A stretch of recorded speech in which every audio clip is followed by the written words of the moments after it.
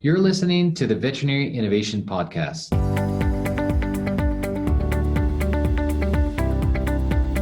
You're listening to the Veterinary Innovation Podcast. My name is Shawn Wilkie, and along with my awesome co-host, we interview the innovators in the space. I'm super excited to have today's guest on, Ivan. Please introduce him, and let's get going. Hi, I'm Ivan Zach. I'm happy to introduce John Dillon. We're going to talk about telemedicine. I'm reporting from Ukraine. We have Shawn in Halifax, Canada. John, where are you at today? In Chicago, Illinois. Sweet. So thank you for joining us. John is coming from the finance background. He is a founder of GuardianVets. He also holds a Bachelor of Science in Accountancy and Finance, and he spent 6 years in Singapore doing that on a large-scale enterprise projects. So continue on sort of COVID galore. Telemedicine is a hot topic. Yeah, since COVID-19, I think the interest and demand for telehealth in general has exploded. For obvious reasons, practices need to maintain social distancing and are reduced to curbside care. So this has largely moved from something that practices considered a nice to have to a must have in a relatively short amount of time. So the interest has definitely grown. So John, we talked the other day, and I was really interested to hear, your perspective on this. You've been in the telehealth space, maybe not as publicly as you would have liked to have been, building these products, developing them, kind of building best of breed products. And then all of a sudden COVID-19 happens. And I can only imagine your phone starts ringing off the hook. What's the last month been like for you guys at GuardianVets? Yeah, thank you. It's been an incredibly busy time for us. Obviously, telehealth has surged from something that practices considered a nice to have to a must have overnight. That's largely due to the changes in workflows, to having to switch overnight to curbside care, to facing the reality of staff underutilization, or clients not being able to afford care like they used to because they're also going through pain points. And for us, it's been an incredibly busy time, not only because of the triage services that we offer, but the new telemedicine and digital communication services that we've just recently launched. So it's been busy. We've been focused on making sure that we're helping our practices during this time, but making sure that we're communicating to the industry too, that though we consider COVID-19 a catalyst for telehealth, we certainly don't think it's the only reason for it. And we want to focus on creating solutions for practices to help them over the long term and not just act as a temporary patch and Band-Aid, but ultimately drive a lot of value and return to the practices. That's awesome. So with we're hearing from the industry that a lot of the restrictions been put sort of through the VCPR, and we had these discussions during Veterinary Innovation Summit. There's been panels and panels, and right now all of a sudden several states lowered their sort of requirements for VCPR.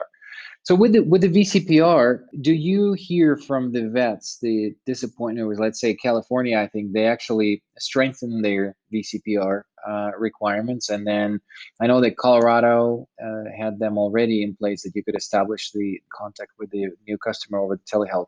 What does that look like on the map of the United States and maybe Canada right now? Do you have any information on that, or do you hear it from the field? Yeah, I think there's a lot of information and also disinformation out there with what's going on with regards to VCPR. So, from our point of view, you have to recognize that there's both federal requirements and state requirements. So people look at, for example, what the FDA did with extra label drug use and VFDs and say, well, the trend is going in one direction. But the reality is that these rules are largely dependent on the states, and every state is different. So you have some states like Oregon that went in one direction versus California that went in another. I think from our perspective, we, generally speaking, support the VCPR and the physical examination. And we are on the side of the profession and the industry in maintaining that the physical examination is required, is essential for providing a great standard of care, but are also aware that there are certain exceptions during this crisis that a state may want to enact.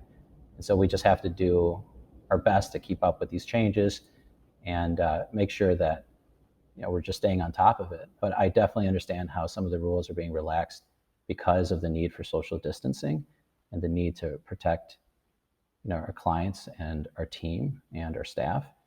But we want to make sure that we also don't forget about what does the world and the environment look like post COVID-19, because we do believe a lot of these rules will go back to normal. The VCPR is there for a reason, and we support that. So I think just one more point about telemedicine in general. We wholeheartedly support telemedicine when it's done right. We want to make sure that telemedicine is a tool to supplement the physical examination, but not to replace it. So, John, let's get into some controversial topics next. I think a lot of the people in the veterinary industry are pissed off right now with the state of California. They've enacted a lot of really stringent guidelines when it comes to VCPR. And a lot of vets, probably vets that use your product, are now concerned that they're not going to be able to maintain social distancing, their health, because of the legislation that's coming down. What do you think of it? What are your comments on it? I think that I defer to the experts on this. I'm not a veterinarian myself, and our opinions are informed on the people that I trust. So my closest advisors and the people on our team that I trust say that telemedicine is a great tool to help practices within the context of an existing VCPR. And I think that is a position that's been maintained for decades. Now, the reality of COVID-19 is such that because of social distancing, there are certain concerns that clients have, that veterinary practices have, and team members have about what does that mean and how can I treat patients in this particular context. I think at the end of the day, you have to defer to what the state board says. And if there are veterinarians out there that disagree, I've seen petitions, for example, that try to advocate for that cause. That's something that they should take up with the individual state boards. We're of the position that you just have to follow exactly what the state board says and try to be an example of best practice. That being said, I understand that because of this particular crisis, there may be exemptions, there may be changes and loosening of the restrictions, and some states have gone much farther than others, and I certainly respect that. So it's up to the individual state, it's up to the regulators to do what they think is best for the public and for the profession. But if you feel that changes should be made, then do voice that out. And there are petitions going around in the example of California that are trying to advocate for that change.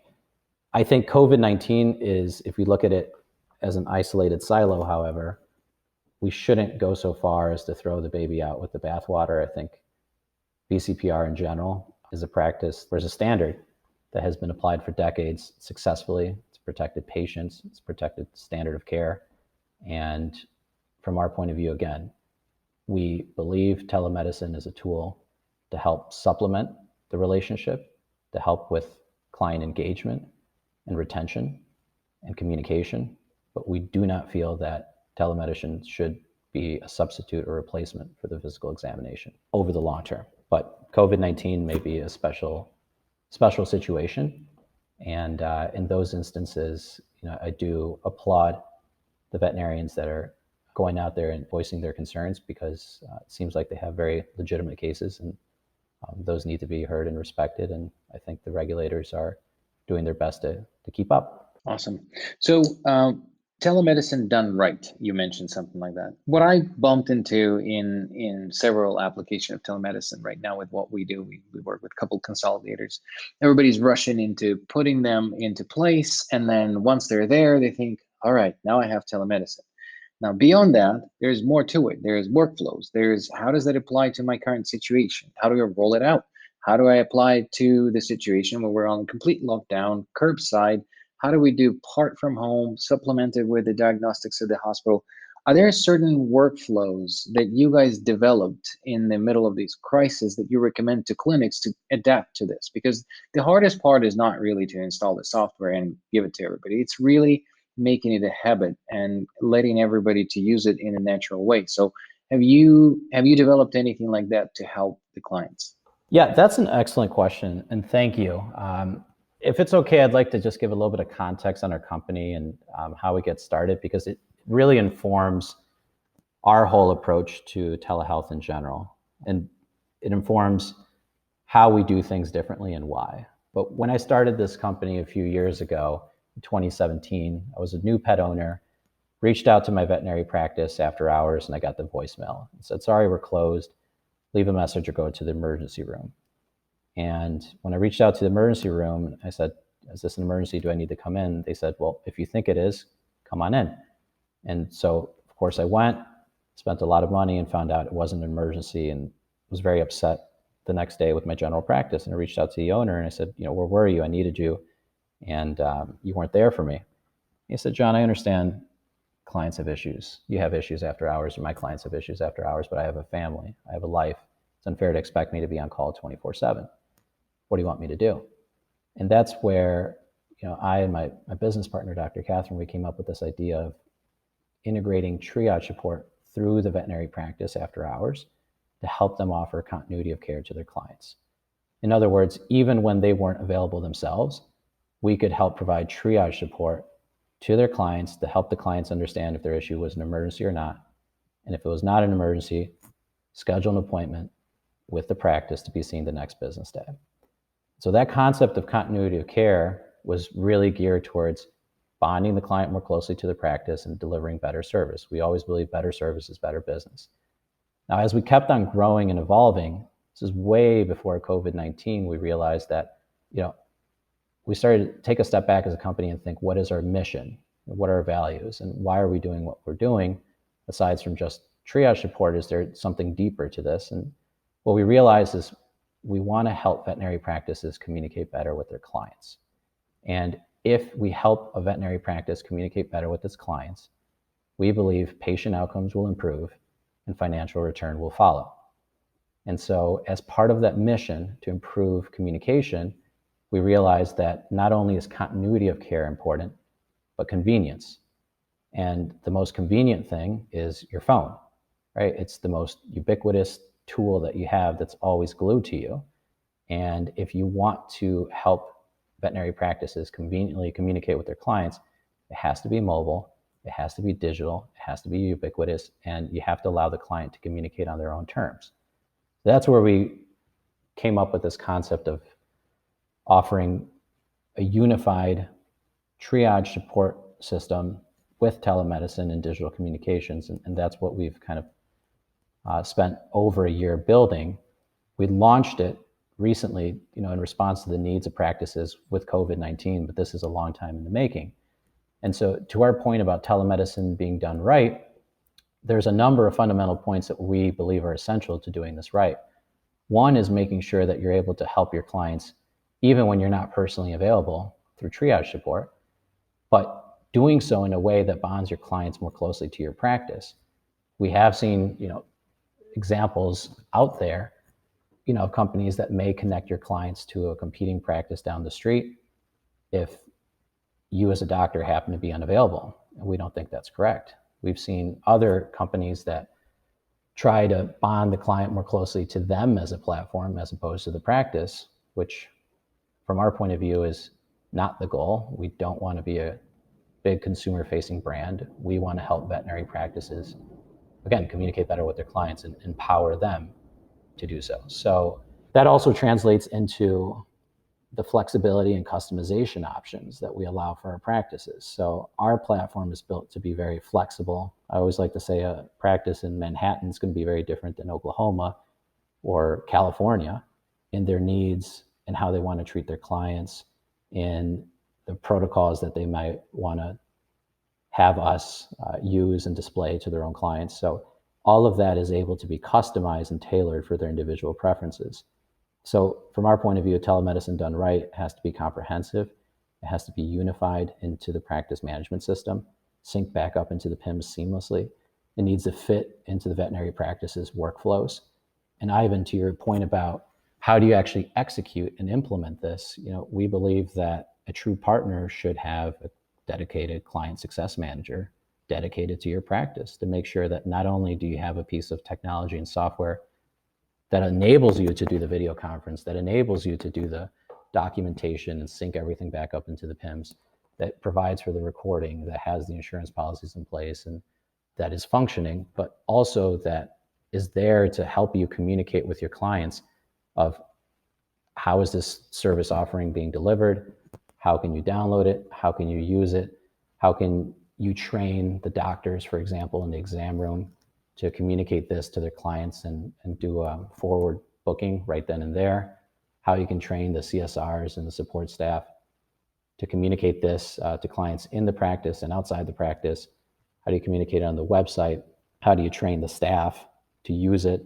All of these things need to be thought of and carefully executed to make sure that it's not just a Band-Aid that you're putting on because of COVID-19, but rather that this is a solution that can help you deliver returns over the long haul, and that is ultimately a partner for you in your communication for a long time to come. John, so one of the things that I just can't help but bring up is I've been in the space for a long time, not a long time compared to some, but a couple of years now. And I really love the vet space. And I've done a lot of business development work for my tech startup. And so I'm on everybody's mailing list.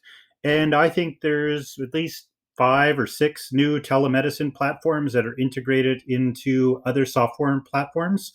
Jokingly, I said to a friend of mine the other day, I said, yeah, our voice recognition software is going to start to do telehealth soon.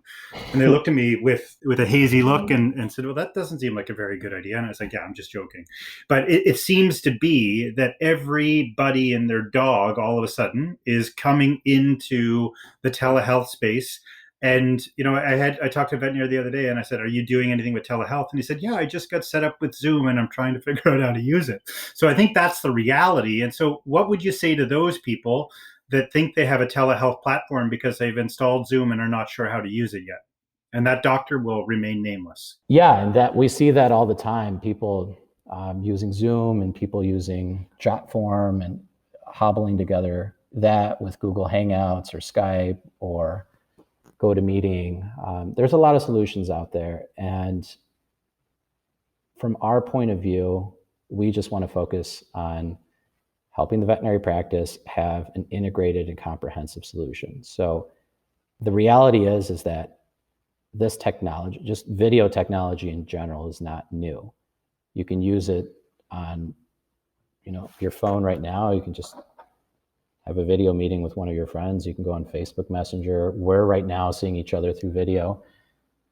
It's about thinking how you integrate into the veterinary practices workflows, how you can integrate seamlessly into the PIMS, how you can do the recording and the documentation and sync that back up seamlessly, how you allow for multimodal communications, so not just video, but SMS and chat, what the engagement from the client's point of view looks like and how easy and seamless is that, and making sure that, again, this is something that the DVMs really like to use and can advocate for with their clients that helps them monetize easily. Thinking about things more holistically, I think as a solution rather than just as a product and feature is going to be what wins over the long term, because video in and of itself, slapping together a video with the payment integration is not anything new. And it's only a matter of time from our point of view that, the PIMS themselves start offering something. And they'll probably do it for free. So you have to think about communications more holistically. You have to think about how are you helping practices, streamline their communications with their clients, with appointment booking, with reminders, with telemedicine, with after-hour triage, and syncing everything together in a comprehensive platform that's a one-stop solution. Because the last thing you want to be telling your clients is, well, here's your solution for telemedicine, here's your solution for triage, here's your solution for appointment booking, here's your solution for reminders, and oh, by the way, we still use our PIMS. It's a disaster, and people are getting technology fatigue.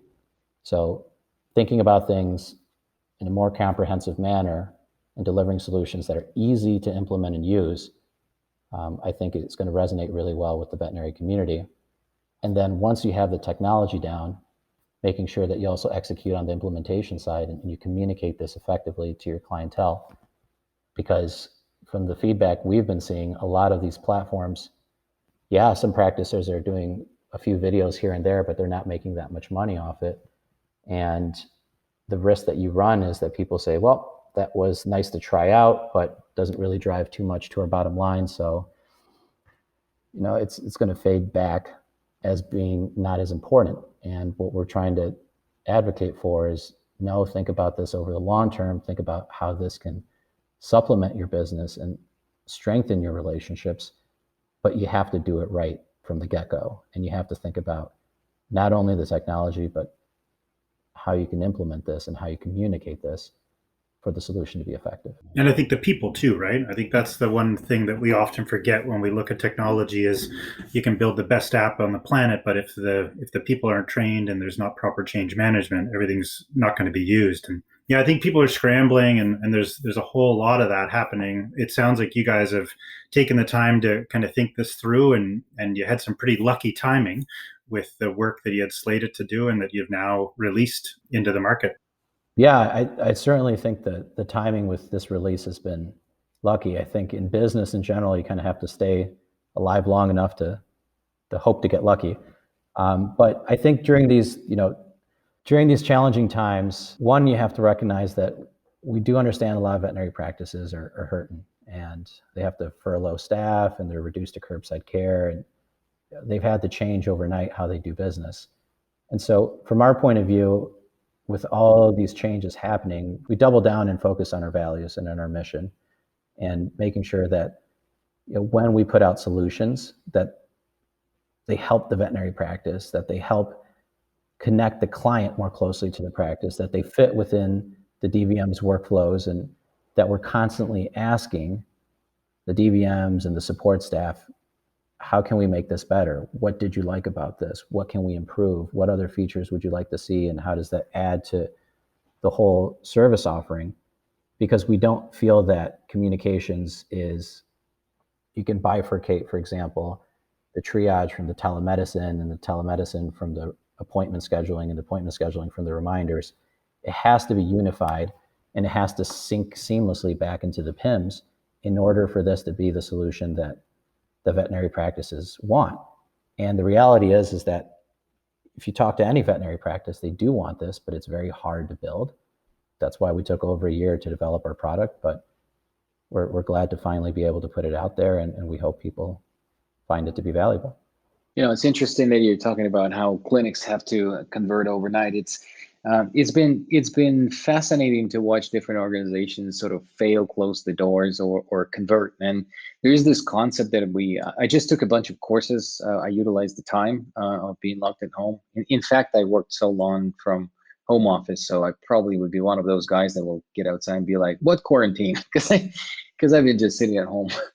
My wife calls me like a mushroom, just sitting in the office. But the interesting part was that some offices and some businesses converted immediately. And there's a fascinating book, Anti-Fragility, and it talks about the business being resistant to changes like that. And I took this course on the Kanban transformation, and they have this concept of maturity model. It's called Kanban maturity model. And based on where you are in your organization, it could be well-established, well-oiled machine, all the processes aligned, the throughput, and all of that. But then as you get through different levels of organization, if you look at the organizations like Virgin, they converted immediately their flights to deliver some supplies for medical. They're super, super flexible. And it was even to the level of small organizations. We were talking about this coffee company that was super just store oriented. They were selling coffee in their store. Immediately when the quarantine started, they converted into online shop with the home delivery within a week, I think, with a website and everything. So it's interesting to see how veterinarians, they're so set in their ways how they do stuff, and to see how they kind of scramble to get out of this rigidity and then be flexible. I'm so glad you mentioned this, because I recently took a little bit of heat for saying that, but I agree with you wholeheartedly. It is amazing to see how resilient the veterinary community has been and how quickly they changed and adapted. Overnight, they literally changed their entire business model and went to curbside care. A lot of practices did. It's unbelievable. And I find it funny when, and I mean this in the best way possible, when veterinary practice owners say, "Oh, I don't know too much about business."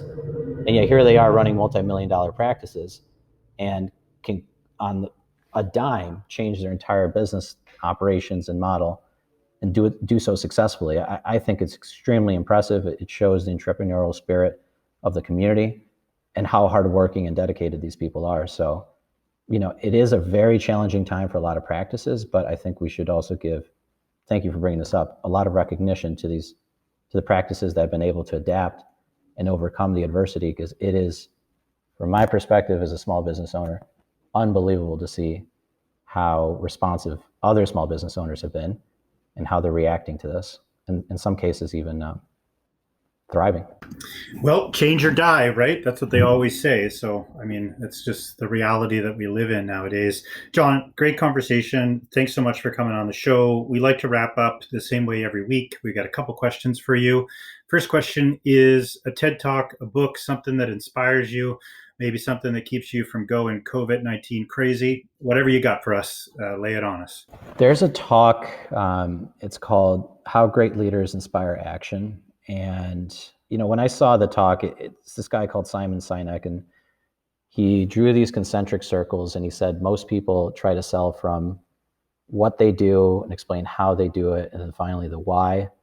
And he said that in order to communicate effectively, you should try to focus on why you do what you do, and then how, and then what.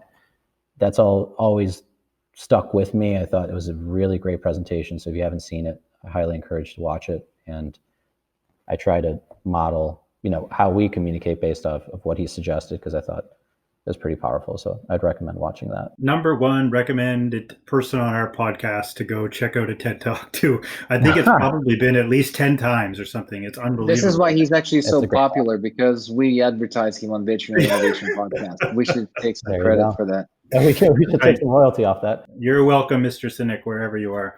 And then the last question for you, John. We love to have innovators on the space. Obviously, we think you're one. Thanks so much for being here.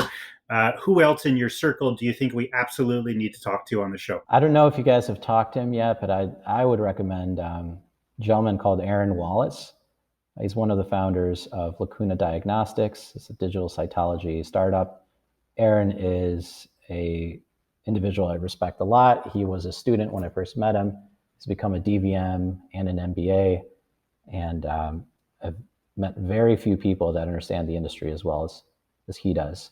So if you get a chance to talk to him, I'd highly encourage that, because he's a very smart guy. Thank you so much for listening to the Veterinary Innovation Podcast. If you want to hear about our new episodes, please follow us on any social media channel. Also, you can check out our website at veterinaryinnovationpodcast.com. See you next week.